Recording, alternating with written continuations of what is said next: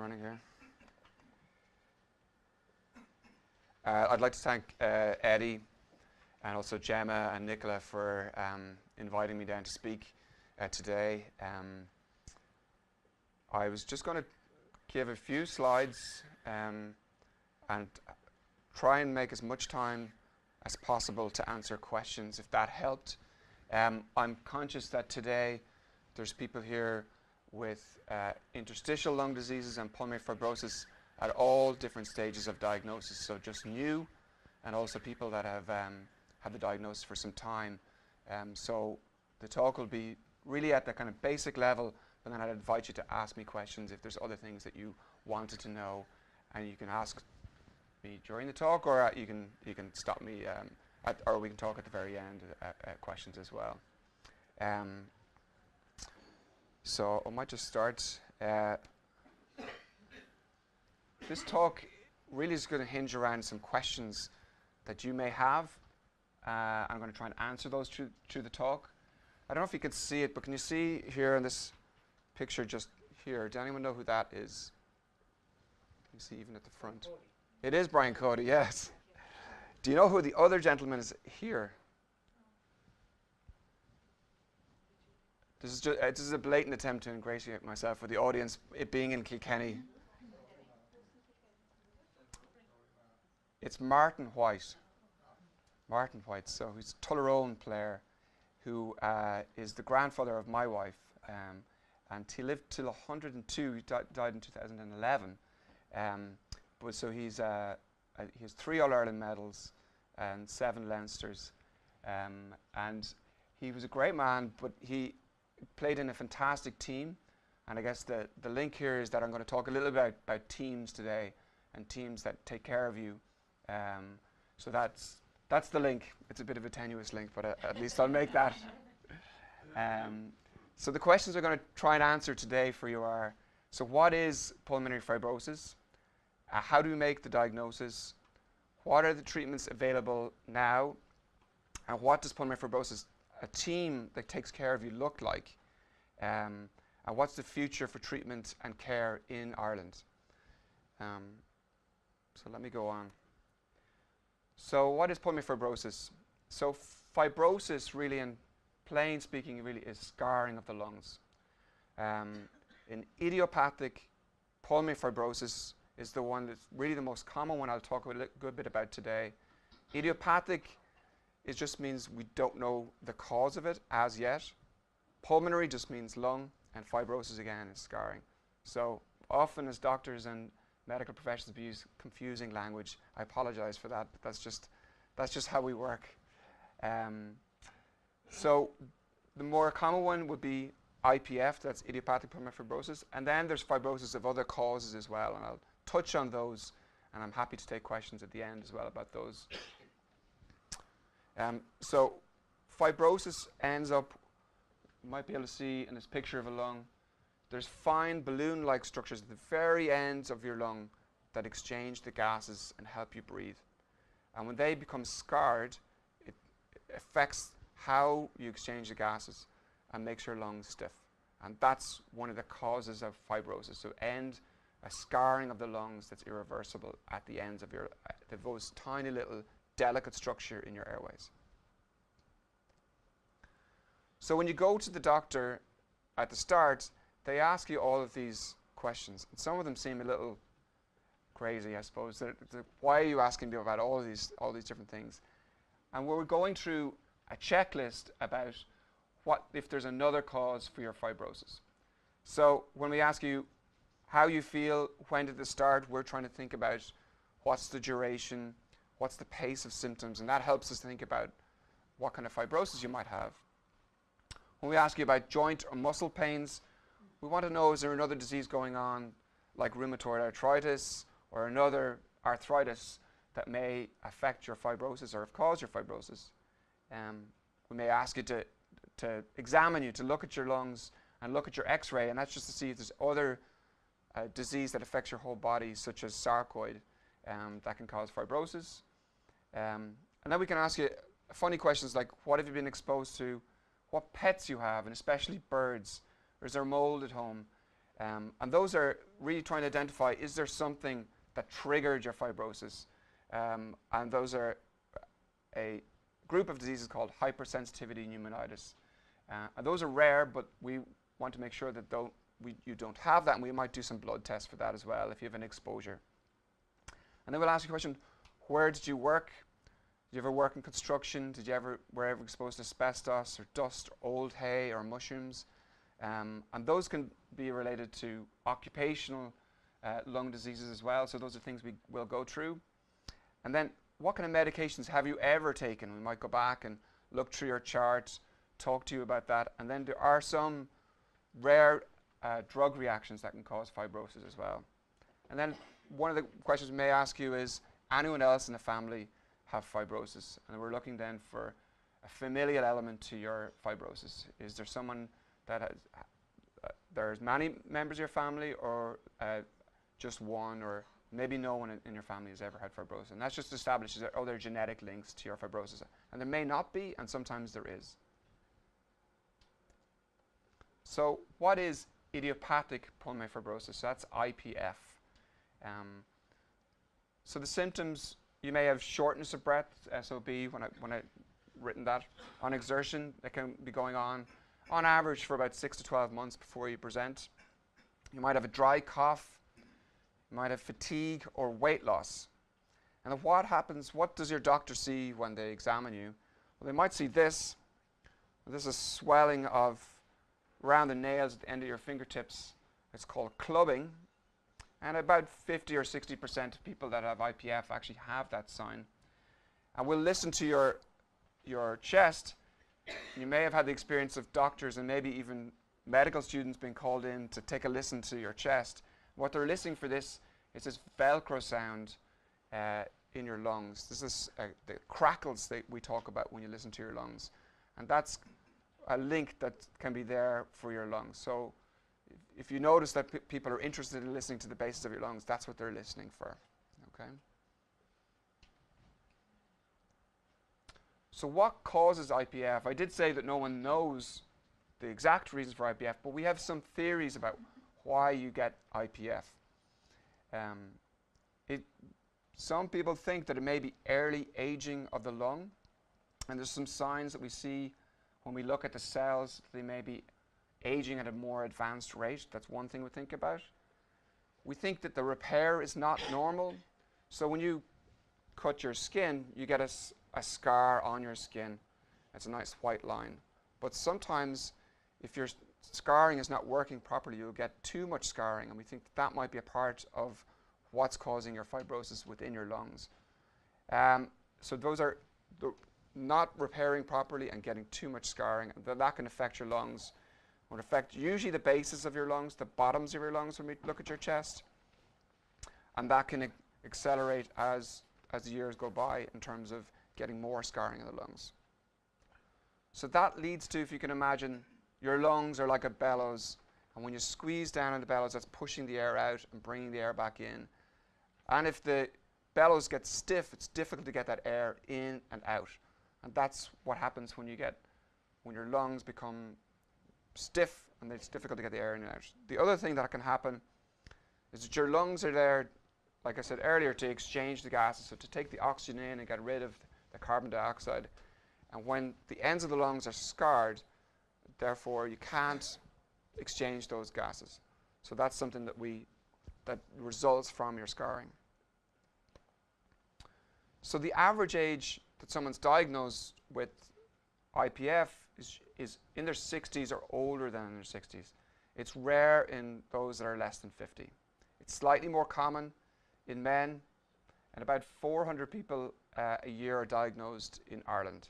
That's what we think the rates are when we reflect the rates that are happening in the UK. We think that's the rate that's happening here. So that means about 8 per 100,000 people. So that would give us about 1,000 people in Ireland right now that have fibrosis. And those are our estimates. I'll talk a little later about, we're trying to establish a registry in Ireland. That's at an advanced stage, and nearly every hospital that sees patients with pulmonary fibrosis now is in the registry. And that's to try and get good numbers so we can understand how many people are affected. The survival after diagnosis, there's a wide range. I think if you look at this graphic here, I hope everyone can see it at the back. Some people have a very accelerated form of fibrosis, which can be very advanced at an early point. And we don't know as well, because you may present later or earlier in your diagnosis, where you are in that graphic, or it's where you are. Some people have symptoms that are very stable, then they get a flare of their fibrosis, and their level drops, and they go on the same level and then drops again. And some people have a very slow progression over many years. So when we meet you first, we don't know what trajectory or what plan you're on. We'll only know as we monitor you and see how things go. So how do we make the diagnosis of fibrosis, and particularly IPF?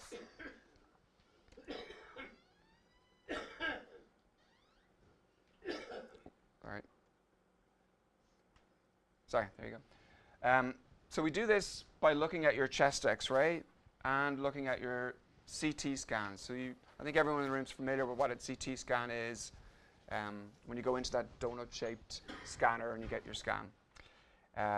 So this is your chest X-ray.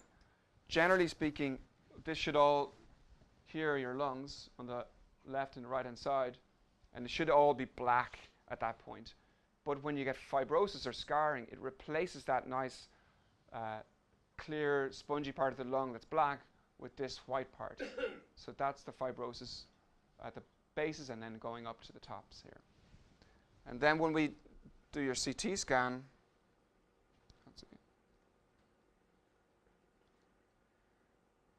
this will play for me. We can see then as well that this again should all be black, because black is where the air is. This is your back, this is your backbone, this is your heart in the center. So this is like when you take a slice and you're looking up from the foot of the bed up to a slice of somebody in a way. So these are your lungs, the heart, your backbone, the front of your chest. And then you can see, if you can see, just there's these little lace network of scarring. We call that honeycombing, and that's when your lungs are replaced by scarring. Okay, so that's what we see on the CT. Generally speaking, we do a CT at the time when you're diagnosed, and we may do one later, but we don't generally follow them frequently. We follow it usually with your breathing test, which is a little better.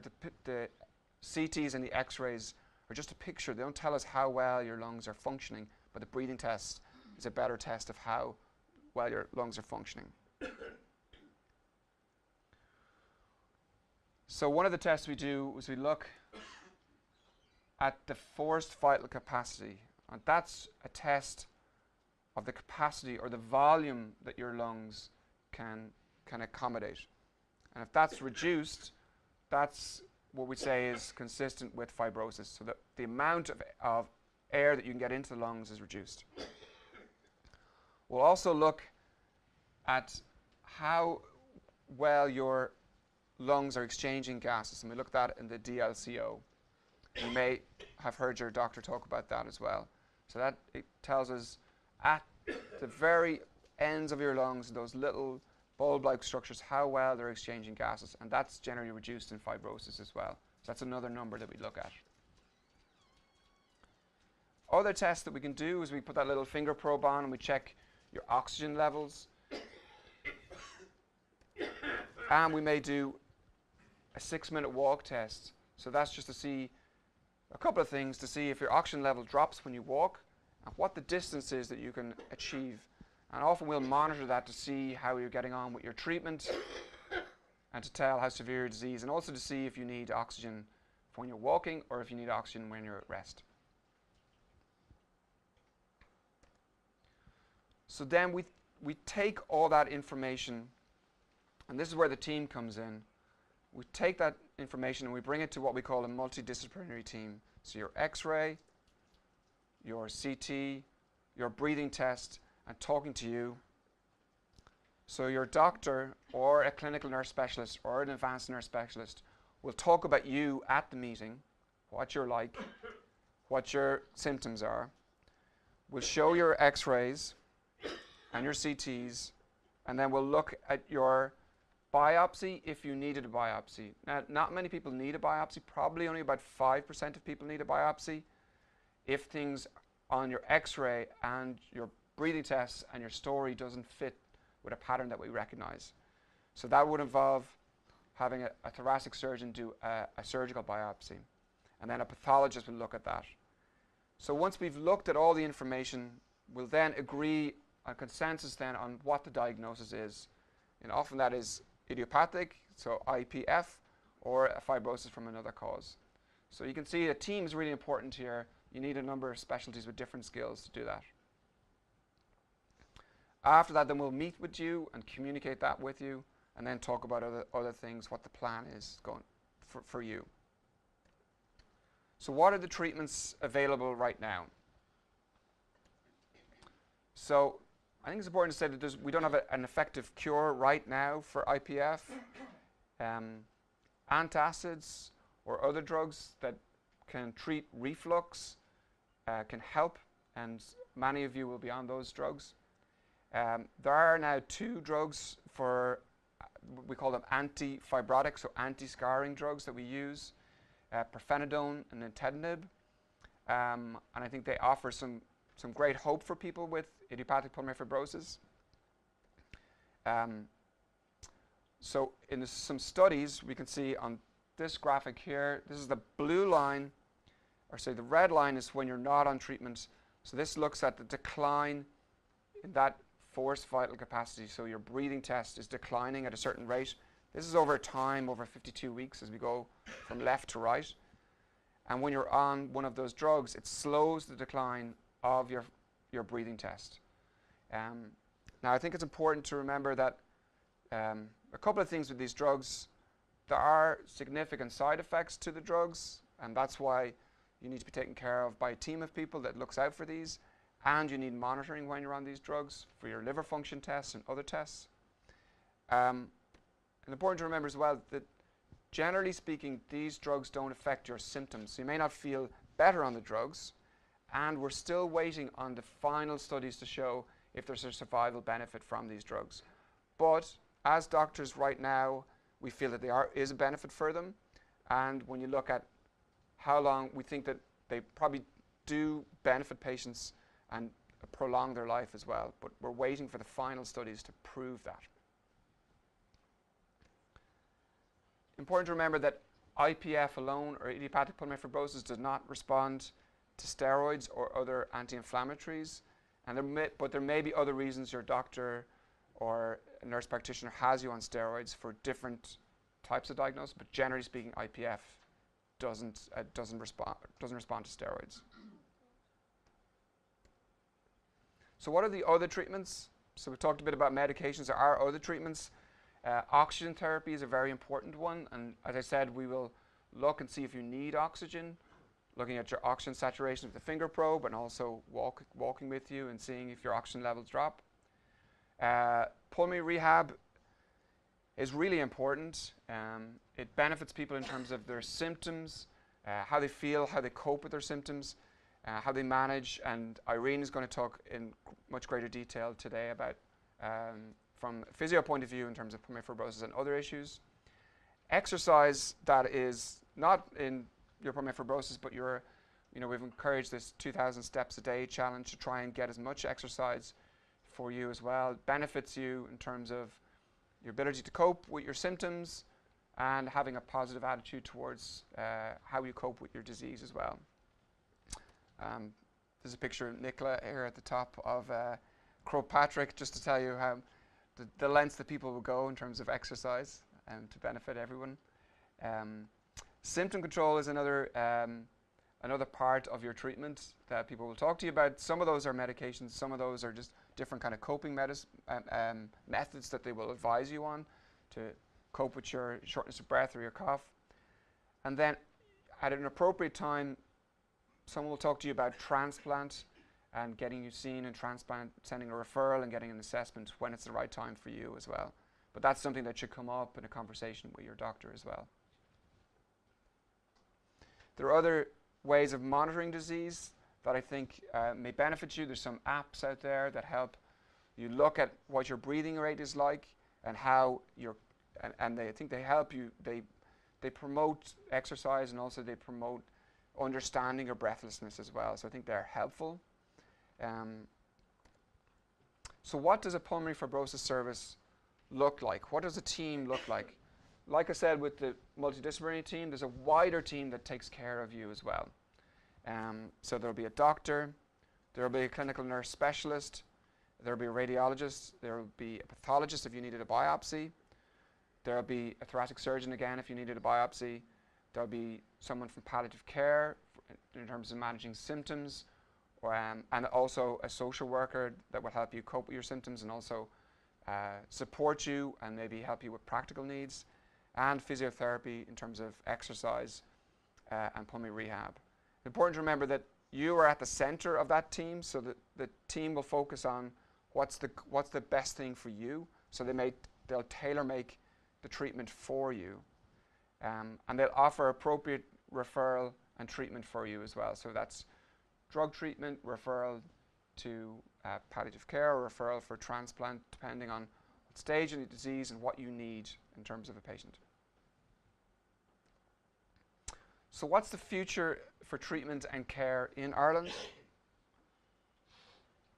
So I think recently there's been a more national approach to pulmonary fibrosis,